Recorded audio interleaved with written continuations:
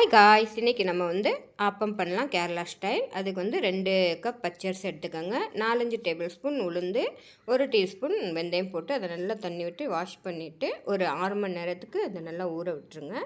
அதுக்கப்புறம் அதை ஒரு மிக்சர் ஜாரில் போட்டு 1 கப் ரைஸ் விட்டு 1 கப் தேங்காய் துருவல் விட்டுடணும்.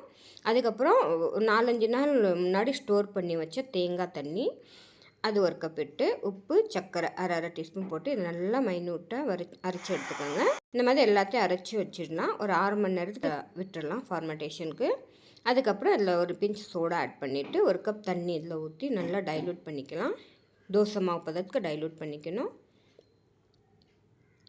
அதுக்கப்புறம் நம்ம ஆப்பச்சட்டியில் அதை விட்டு இந்த மாதிரி ஸ்ப்ரெட் பண்ணி மூடி ஒரு 2 நிமிஷத்துக்கு விட்டு எடுத்தோன்னா சூப்பரான ஆப்பம் ரெடி.